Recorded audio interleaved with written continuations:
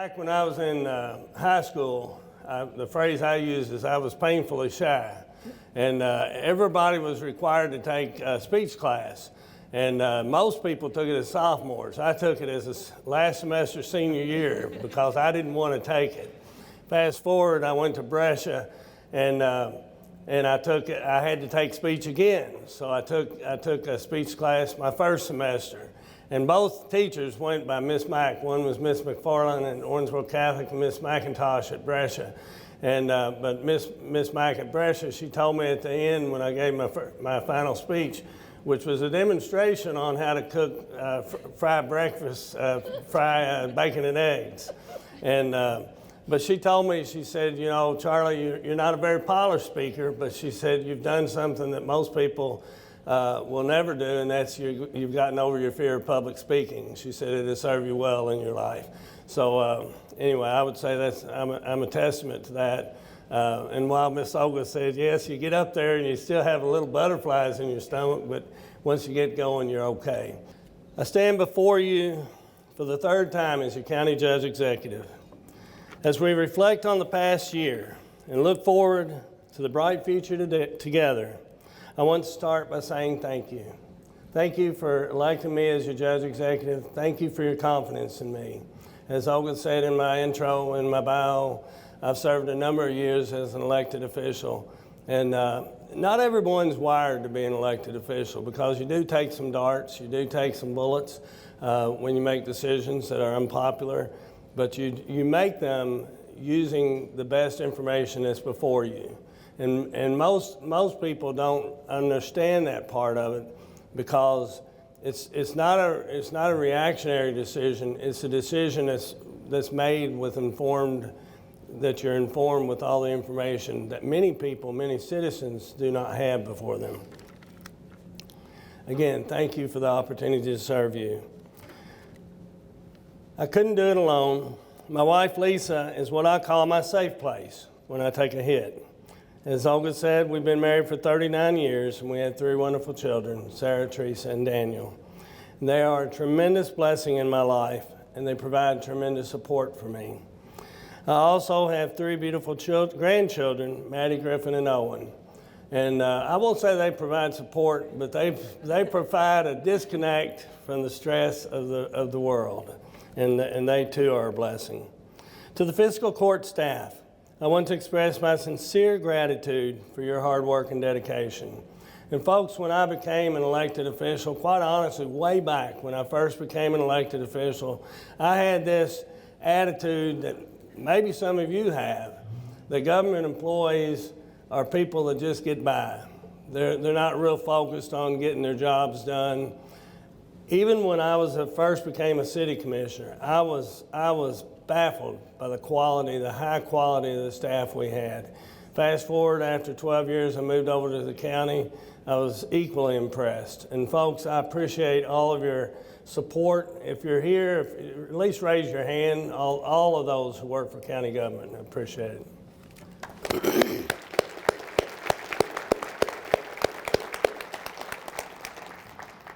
I served with 3 county commissioners, Larry Condor, Janie Marksberry, and Chris Castlen. If you all would stand, we'll give you a round of applause.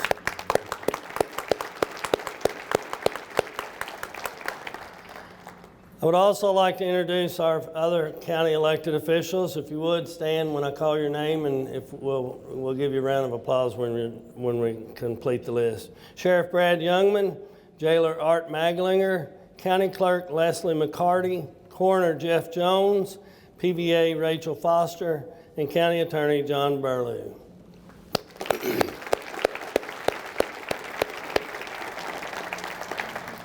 Folks, we are truly blessed to be a part of a community where the elected officials work well together. There are places when we attend conferences and such, there are times we hear horror stories where certain elected officials don't even want to be in the same room together. And we're blessed that we don't have that here. And as a community, we are served well because we don't have that. County government is unique in the diversity of the services that we provide. From fire protection and road maintenance to solid waste and parks, Our administration is committed to providing good service in each of these areas while being fiscally responsible at every turn. Each year, we pass a balanced budget as required by state law. This strong financial foundation has allowed us to build a promising future for the next generation to grow, live, work, and play. Excuse me, and I want to just say real quick, when I said that we do our balanced budget based on state because we're required to by state law, many people don't know there's brief civics lessons. County governments are an extension of state government, and state government gives us many things that we must do. They're not optional, and many times they don't give us a revenue stream to cover those costs, and so many of our dollars are diverted to those mandated services, such as our county jail. Those are things that, if we didn't have to pay for them, we probably wouldn't. And there are a few counties that don't actually have a county jail, and they actually use the jail of an adjacent county. We actually had that relationship with McLean County under Al Mattingly's judgeship. In November, we approved a contract for the design of a new public safety facility. The building will contain a third centrally located fire station, along with the patrol division for the sheriff's office. This facility will be built on county-owned property at Highway 231 and Fords Lane. It is needed, as Davis County has seen a 30% increase in runs for fire response, the bulk of that being with medical responses. The fire station would provide better coverage for our community with additional manpower.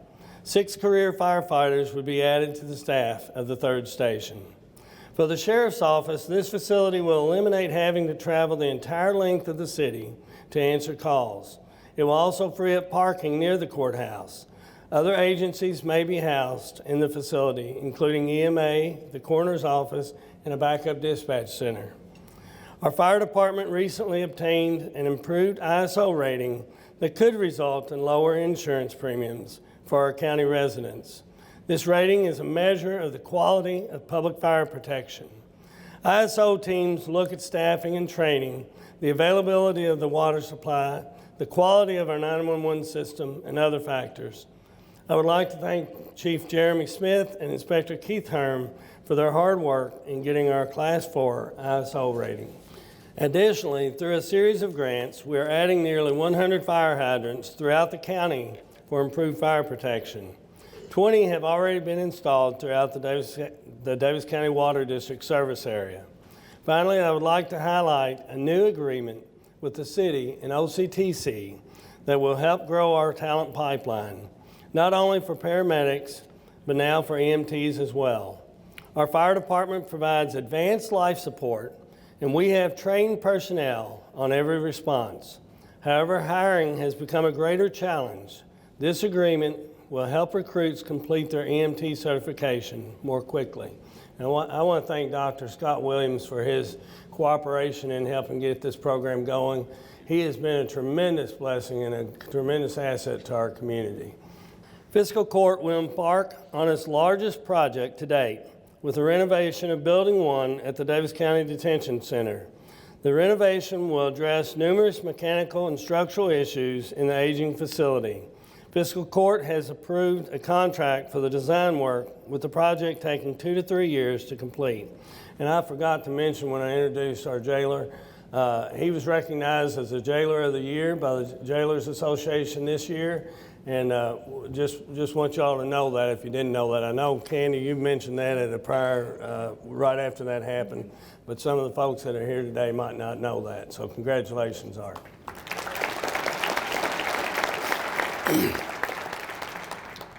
I'm proud of our commitment to public safety and the additional resources we've been able to provide to the Sheriff's Office. Last January, the department signed a contract to outfit every patrol deputy with a body camera. This is a huge step forward for the citizens of our county, to whom we are accountable, as well as to the deputies who are sworn to protect and serve. Additionally, the Fiscal Court has prioritized staffing for the department to increase the number of deputies on the roads and the court security at the Judicial Center.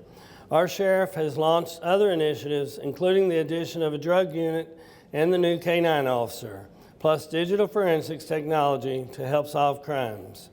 Sheriff, thank you for your work in our community.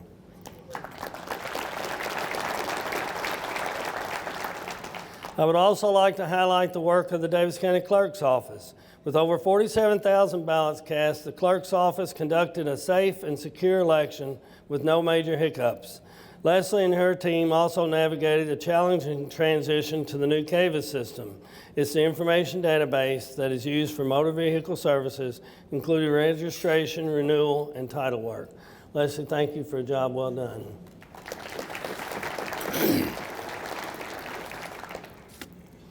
At the landfill, construction is nearly complete on a new clean energy facility. It will convert landfill gas into a commercial-grade product of pipeline quality. Landfill gas forms during the decomposition of trash. As required by law, the landfill must collect the gas in underground wells and either flare it or convert it into energy. The new facility at the landfill will be complete by the first or second quarter of this year.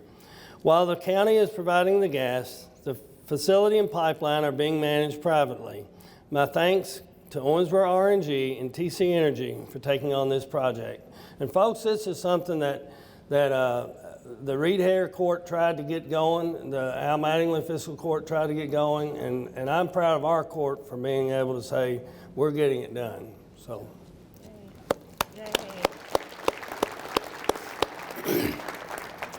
At the Grimes Avenue Transfer Station, design work is underway on a new office building and concrete pad. The new concrete pad will allow the facility to resume accepting CD&D in the future, though the exact timeline is uncertain. This decision will ultimately help our contractors and staff, keeping the material separate from the regular solid waste and more manageable for handling. We know contractors are pleased as they expect to save time and money while eliminating extra trips to the landfill. And earlier when I said there are decisions that we make as a court or I make as judge executive that might not be popular, this is one of them. But we were at a place where it was unsustainable for our staff to the way we were doing things at the transfer station. And we really had no choice but to do what we did.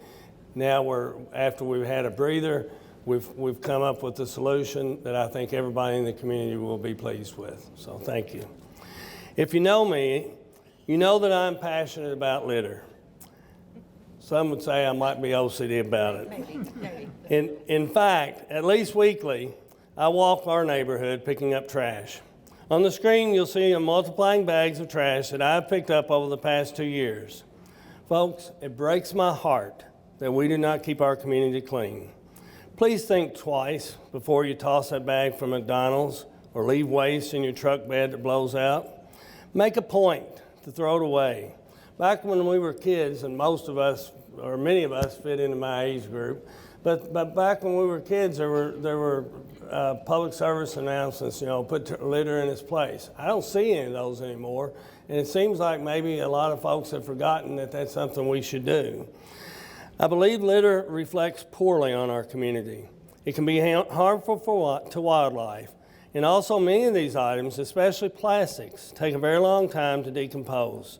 And as to the plastics, all you have to do is drive any of our highways and look, especially this time of year when the crops have been harvested, and look out across the fields, and you'll see all kinds of plastic bags that have got stuck on the stubble of the crop that was harvested. And it's unsightly. And folks, all I can say is we can do better.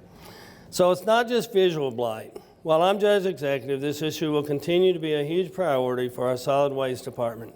And it must be a community effort. We need everyone to do their part. And folks, for what it's worth, I've come up with my own little slogan. It's in my mind. It's not on my block. And I would encourage every one of you and those who might be watching at home to adopt that in your own heart. And when you go for a walk, and many of you walk for health purposes, take a bag with you and just pick up whatever you happen to pass. The other little slogan I've got in my head is I won't pass it up. If I'm walking from where I parked to this building, or from this building to where I parked, then and I see trash, I'm gonna pick it up. Now I won't walk way over there and pick it up, but if I walk past it, I'm gonna pick it up. You can ask my staff. I walk in with trash almost every day. I'm excited to announce an expanded Trash for Cash program that will leverage funding from the state and our solid waste fund. Trash for Cash is a unique fundraising opportunity for nonprofit organizations. And I want to stop and just say, over Christmas, I took a drive with my brother-in-law. I happened to see this guy in the parking lot picking up trash. I rolled down the window, stopped, rolled down the window, and I just hollered, "Sir, I want to thank you for helping keep our community safe." Clean. It was none other than Commissioner Larry Condor. And he told me that he had already walked several blocks picking up trash that morning, and that he shares my passion on that. So thank you, Commissioner. Trash for Cash is a unique fundraising opportunity for nonprofit organizations. Volunteers spend a Saturday morning collecting roadside litter to beautify our community and receive cash for their organization. Look for more details in the coming months from our website and social media pages. I also want to acknowledge the Davis County Detention Center and Jailer Art Maglinger. They have made roadside litter collection a major priority for the inmate work crews. Thank you, Jailer, and my many thanks to your work crews. Davis County Parks continue to put on events, large and small, throughout the year to bring people to our great park system. When I first became judge executive, I directed the staff to start putting on programs because I think that our parks are a hidden gem in our community.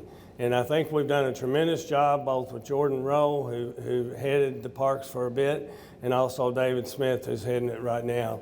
The reality is we have tremendous asset. I know the 4th of July fireworks out at Yellow Creek was a huge success, as have other programs we put on. Longtime events like the Independence Day fireworks, Christmas at Panther Creek, Take a Kid Outdoors, and Romp will continue, along with the new favorites like Touch a Truck and Christmas in the County. We look to add a new event this July at Panther Creek Park focusing on agriculture. Additionally, Fiscal Court is investing in new restrooms at Yellow Creek Park and replacing 2 aging picnic shelters, one at Yellow Creek Park and one at Panther Creek. Maintaining roads is considered a core function of county government. In the current fiscal year, we are resurfacing more than 18 miles. The list includes popular sections of Fisher Road, New Cut Road, Bell Road, and East Marksbury Road, along with streets in several subdivisions.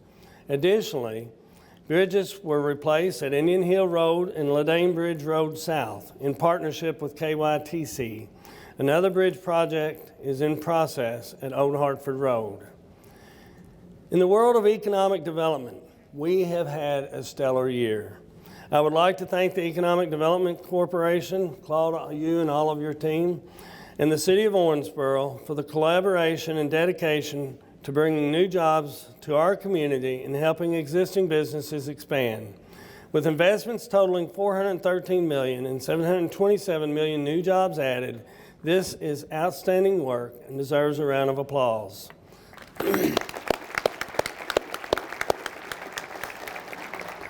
We've witnessed announcements from Miscan America, R&L Carriers, Foam Solutions, and more.